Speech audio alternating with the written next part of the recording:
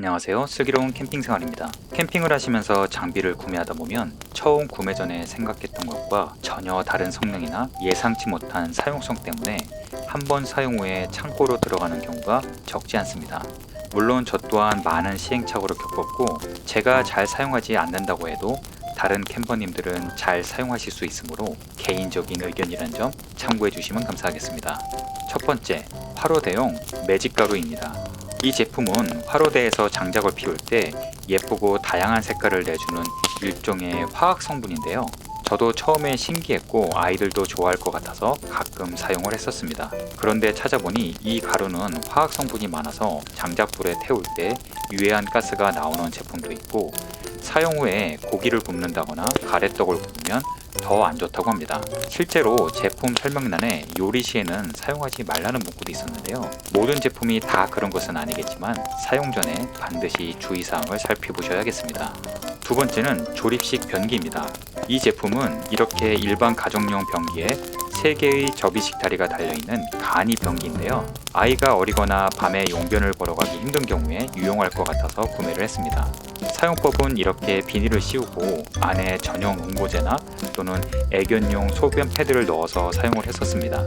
그런데 실제 사용을 해보니 아무리 냄새가 안 나는 응고제를 쓴다고 해도 미관상 좋지 않기도 하지만 두 번째 사용할 때부터 위생상 꺼려지는 건 어쩔 수가 없었습니다. 이 제품은 오직 캠핑을 하시는 캠퍼님들 중에선 잘 사용하시는 분들도 계시지만 저는 오토 캠핑용 수세식 포타포티로 대체를 하고 더 이상은 사용하고 있지 않습니다. 물론 수세식 포타포티도 부피 등 단점은 있지만 간이 변기가 꼭 필요하신 분들이라면 수세식 변기로 처음부터 선택하시는 걸 개인적으로 추천을 드립니다.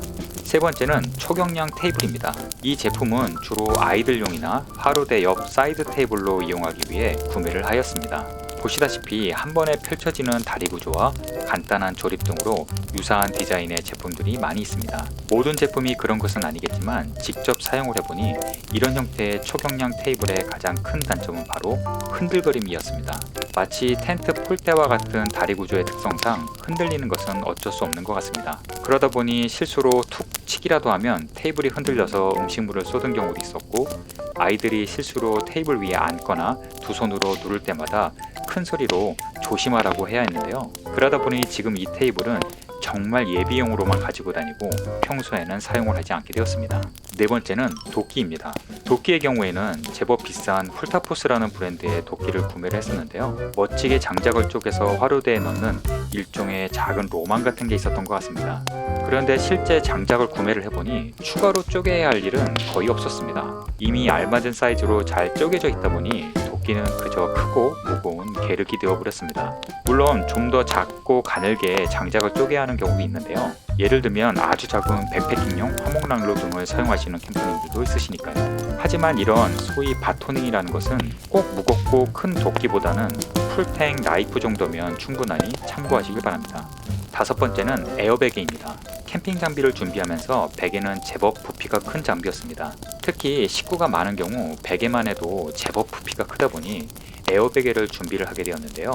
그 중에서도 비싸다는 미모사의 엘리트 필로우까지도 식구수 내로 구매를 하게 되었습니다. 결론부터 말씀드리면 에어베개는 백패킹을 갈 때 외에는 전혀 사용하고 있지 않습니다. 대형마트의 작은 메모리폼 베개도 파우치에 말아서 넣을 수 있고 편하기도 훨씬 더 편해서 비싼 백패킹용 에어베개는 더 이상 사용하고 있지 않습니다. 하물며 저가의 에어베개는 땀도 차고 꿀렁거림도 심해서 매우 불편하기 때문에 처음부터 베개는 작은 메모리폼 베개로 구매하시길 추천드립니다.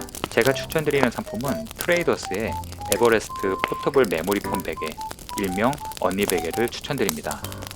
여섯 번째는 대용량 파워뱅크입니다.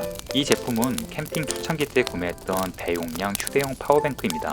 처음에는 휴대폰도 충전하고 빔 프로젝터도 켜고 랜턴도 연결하기 위해 제법 비싼 비용을 내고 구매를 했는데 물론 이것보다 더 크고 비싼 파워뱅크도 많이 있습니다. 결론적으로 말씀드리면 오토 캠핑 시에는 거의 사용을 안 했습니다. 보통 캠핑장은 기본적으로 전기 시설이 잘 되어 있고 전기 연장선이나 콘센트만 챙겨가면 파워뱅크를 사용할 일은 거의 없습니다. 파워뱅크는 말 그대로 전기 시설이 없는 노지나 오직 캠핑 시 필요한 것이지 오토 캠핑장에선 전혀 쓸 일이 없다고 보셔도 무방합니다. 물론 오토 캠핑 시 사용하면 안 된다는 것은 아니지만 오토 캠핑만 주로 하실 분이라면 굳이 값비싼 파워뱅크를 미리 준비하실 필요가 없습니다.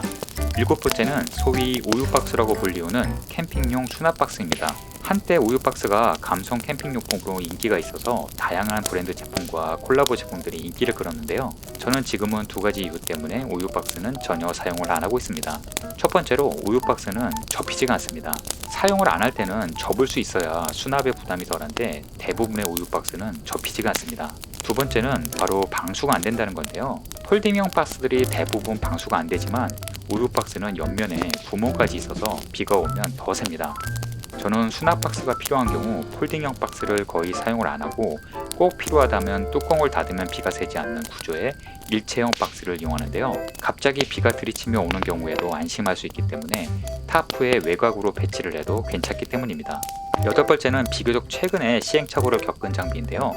바로 대형 우드 가스 스토브입니다. 제가 구매했던 것은 제법 비싼 가격을 준 솔로 스토브라는 제품이었는데요. 장작뿐 아니라 펠릿으로도 사용할 수 있고 우드가스 불꽃이 예뻐서 구매를 했었습니다. 결론적으로 두 가지 이유 때문에 지금은 장터에 판매를 하고 다시 기본적인 화로대를 사용 중인데요. 판매를 하게 된 가장 큰 이유는 우선 부피 때문이었습니다. 평소 스토브 안쪽에 장작이나 펠릿을 넣어가면 부피 면에서 큰 손해는 없을 것이라 예상했지만 현실적으로 장작은 캠핑장에서 구매하는 경우가 많다 보니 평소 수납의 부피가 많이 부담이 되었습니다.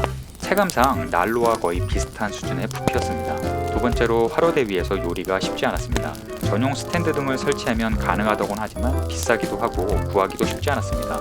특히 요리의 편리한 구조는 아니었습니다. 그리고 옆에서 보면 장작이 잘 보이질 않아서 불멍용으로도 가족 간에 호불호가 갈려서 결국 판매를 하게 되었습니다. 물론 이 제품도 캠퍼님들마다 잘 쓰시는 분들도 많으므로 개인적인 의견인 점은 참고해 주시면 감사하겠습니다. 아홉 번째는 인디안 행어입니다. 인디안 행어는 사실 실용적인 측면도 분명히 있는 제품인데요.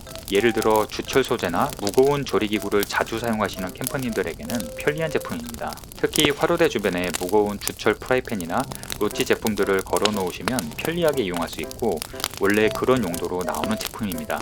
그런데 저는 그런 무거운 조리기구도 없는데 그저 예쁘다는 이유로 구매를 했고 가벼운 국자나 집게, 가위 등을 걸어 놓고 사용을 했었습니다. 그러다 보니 실제 사용을 해보면 설치하는 데 시간도 걸리고 작은 조리기구는 그냥 락앤락통에다 보관하는 게 훨씬 더 편했기 때문에 결국 중고장터로 보내게 되었습니다.